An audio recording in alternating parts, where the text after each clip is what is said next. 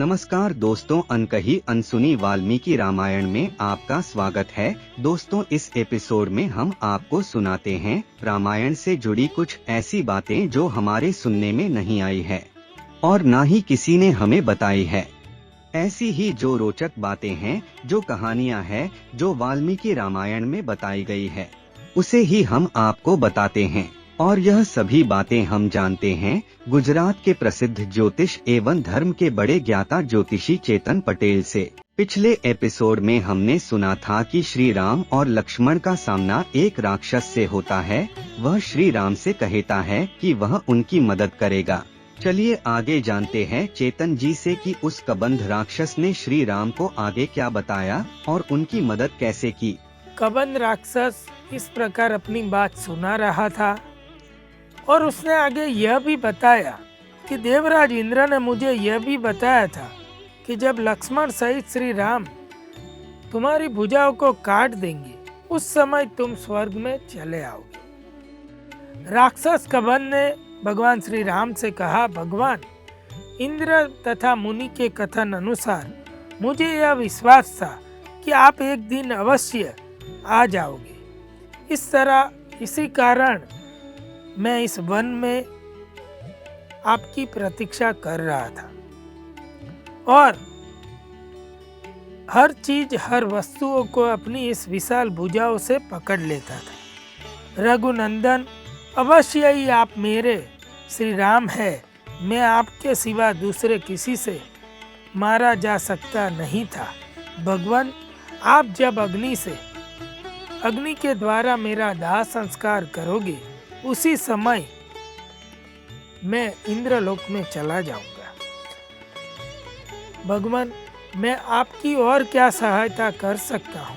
जब कबंध ने एक अच्छे मित्र की भांति भगवान श्री राम से यह प्रार्थना की कि आप मेरा दाह संस्कार कीजिए, मैं भी आपकी अवश्य सहायता करूंगा। तब कबंध के ऐसा कहने पर भगवान श्री राम उससे कहते हैं, कबंध, मेरी भार्या सीता को रावण हर ले गया है।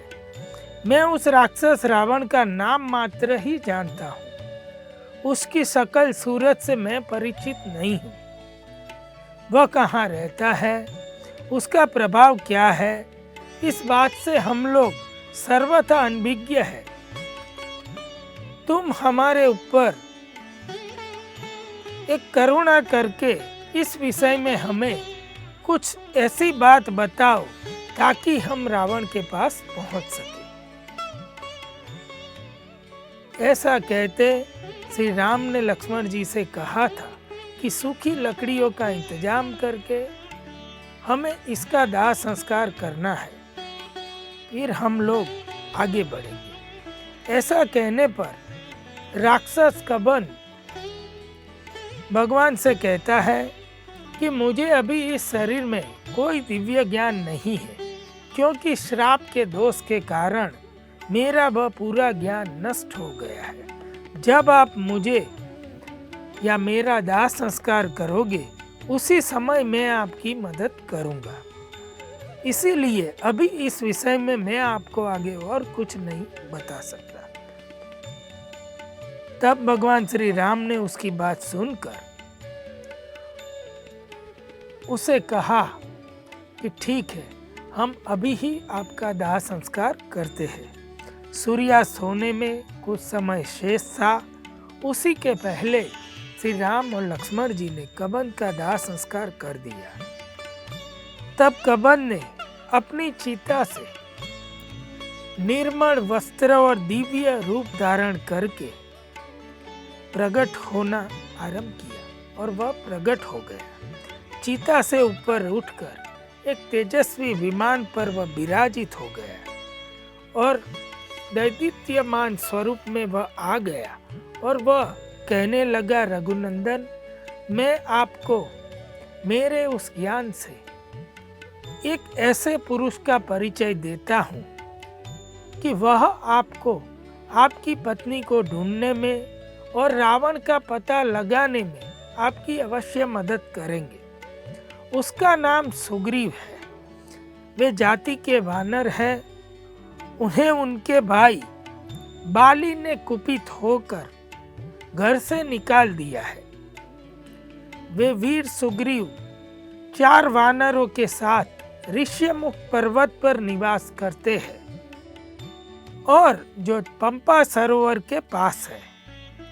भगवान सुग्रीव देवी सीता की खोज के लिए आपके सहायक और मित्र बनेंगे, क्योंकि अभी उन्हें भी कोई सहायक और मित्र की आवश्यकता है।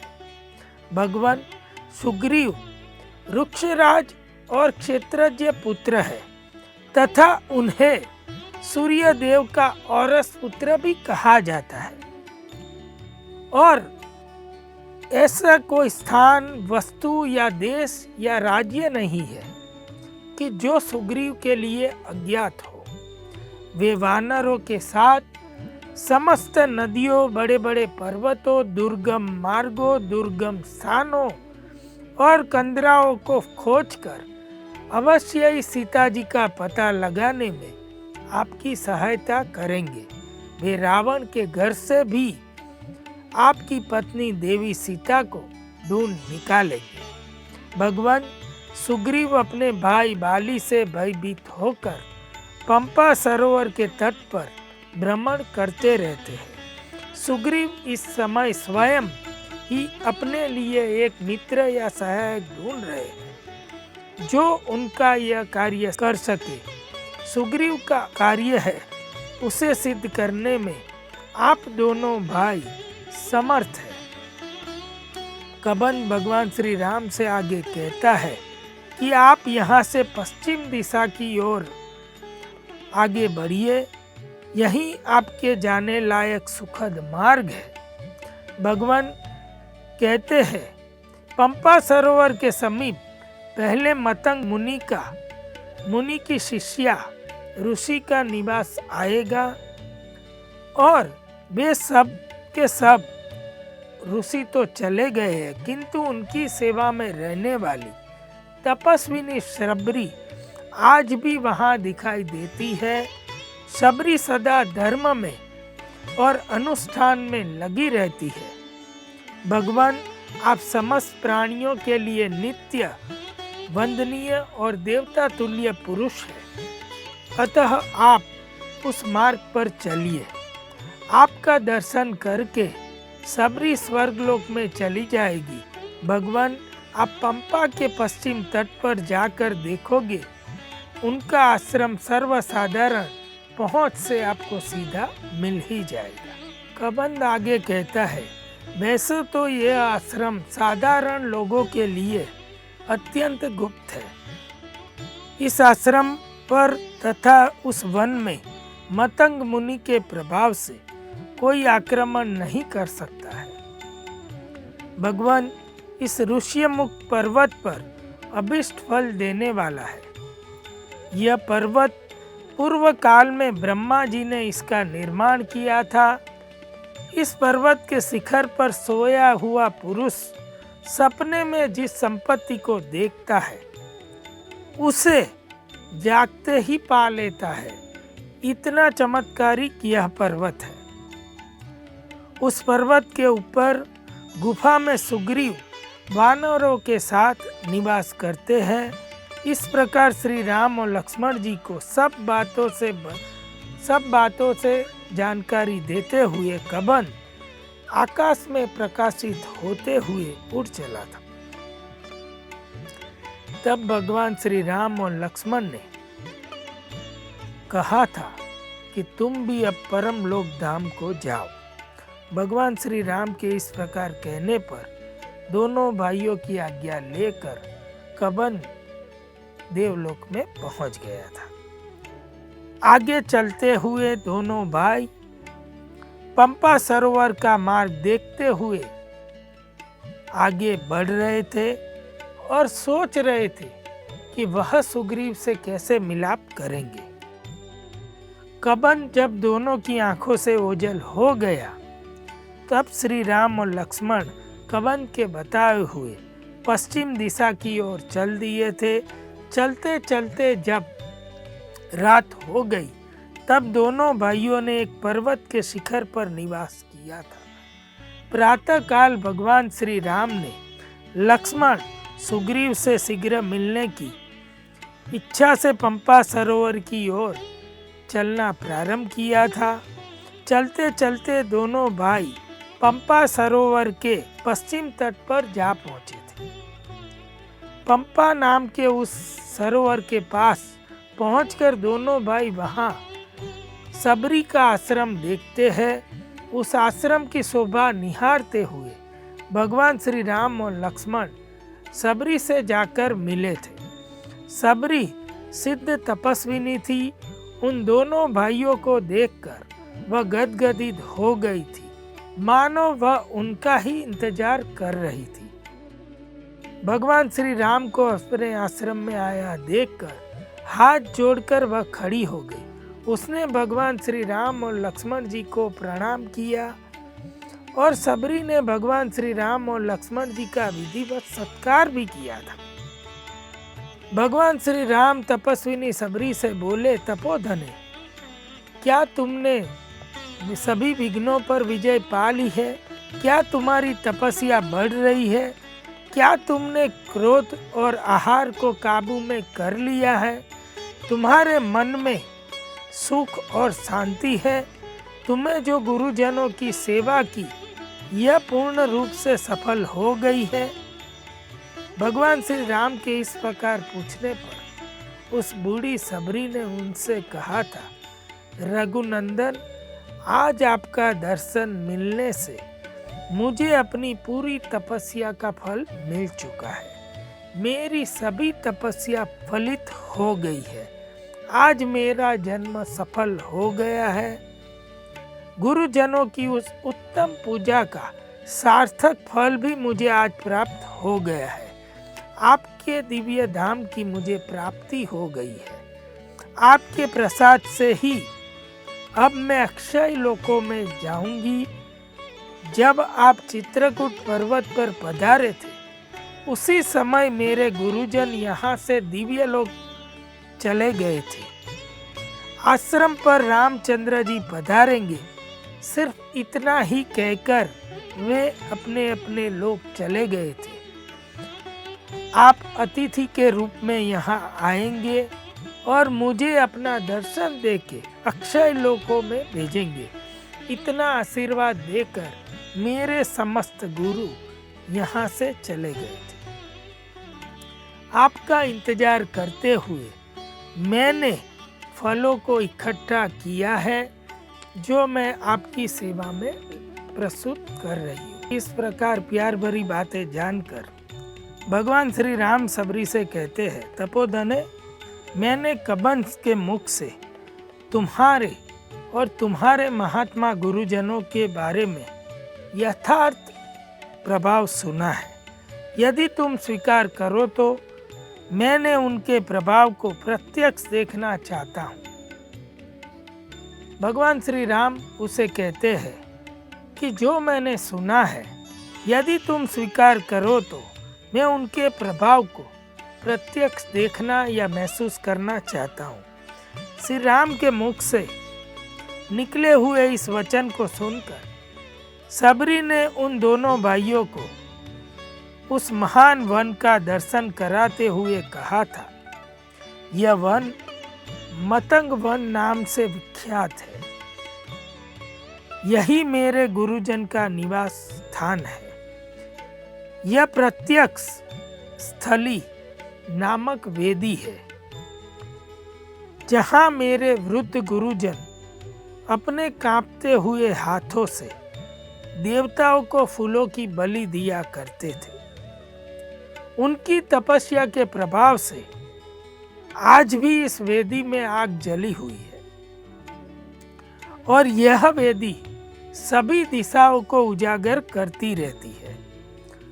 उपवास के कारण मेरे गुरुजन इतने दुर्बल हो जाने के कारण चलने फिरने में भी असमर्थ हो गए थे।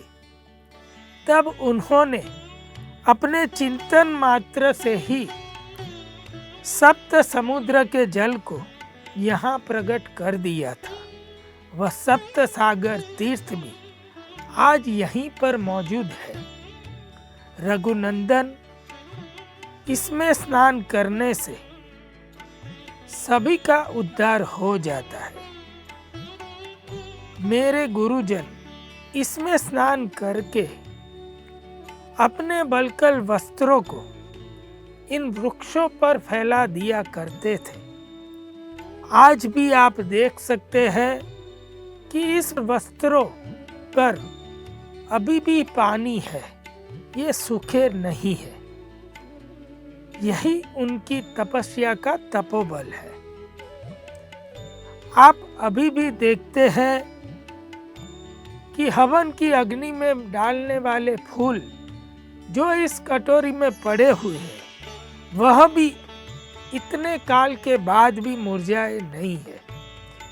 पूरा आश्रम देखने के बाद शबरी ने भगवान श्री राम से कहा, भगवान, आपने मेरा सारा वन देख लिया है।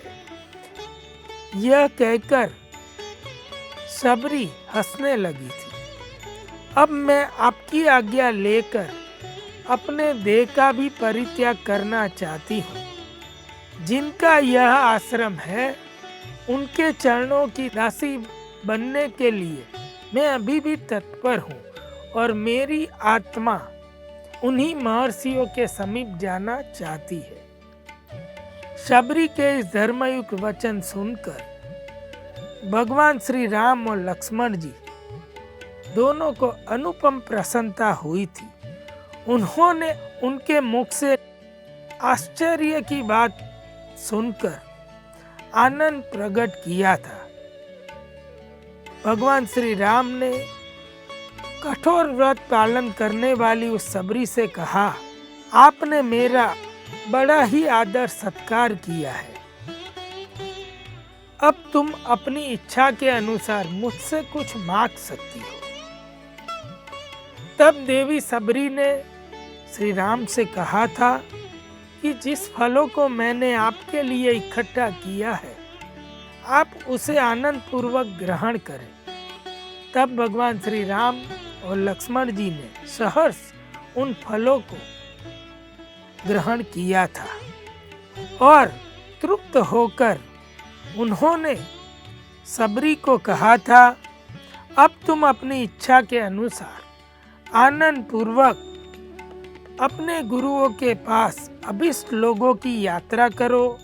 श्री राम के इस प्रकार आज्ञा देने पर मस्तक पर जटा, शरीर पर चीर एवं काला मृग चर्म धारण करने वाली शबरी अपने आप को आग में होम कर तेजस्वी शरीर को प्राप्त कर दिव्य वस्त्र, दिव्य आभूषण और दिव्य फूलों की माला धारण किए हुए मनोहर दिखाई देने वाली दिख रही थी और वह आनंद पूर्वक अपने गुरुजनों के पास प्रकाशित होती हुई जब देवी शबरी उत्तम शरीर को धारण करके अपने दिव्य लोक में चली गई, तब भगवान श्री राम ने शबरी के कहे अनुसार उस सप्त सागर के जल में, उस कुंड में लक्ष्मण जी के साथ स्नान किया था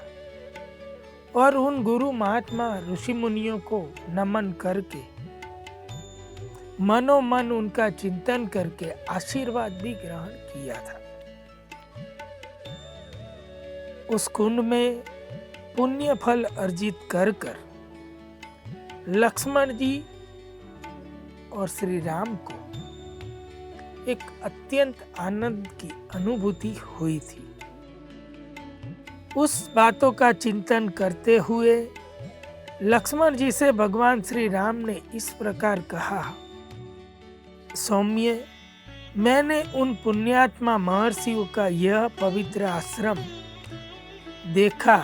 यहाँ जो सातों समुद्र के जल से भरे हुए तीर्थ है, उसमें विधि पूर्वक हमने स्नान किया और इससे हमारे सभी अशुभ कार्य नष्ट हो गए, हमारा सारा अशुभ नष्ट हो गया। अब हमारे कल्याण का मार्ग मुझे उपस्थित हुआ जान पड़ता है।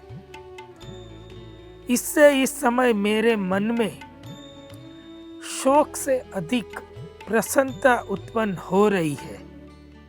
लक्ष्मण, अब मेरे हृदय में शुभ संकल्प उठने लगे हैं। इसीलिए आओ अब हम दोनों परम सुंदर पंपा सरोवर के तट पर चले। वहां से थोड़ी ही दूर पर वह ऋष्यमुख पर्वत है, जिस पर सूर्यपुत्र सुग्रीव निवास करते हैं। हमें वहां पहुंचकर उन्हीं की भेंट करना है। यह लक्ष्मण जी जब श्री राम से यह बात सुनते हैं, तब वे दोनों ही शीघ्र ही उस दिशा की ओर चलने लगते हैं। जैसे कि अब तक हमने सुना कि पंपा सरोवर के पास ऋष्यमुख पर्वत पर सुग्रीव निवास करते हैं, उसका पता मिलने पर राम और लक्ष्मण उनसे मिलने जाते हैं। अब अगले एपिसोड में सुनेंगे श्री राम की भेंट सुग्रीव से कैसे हुई। तब तक के लिए आज्ञा दीजिए। नमस्कार। राम जय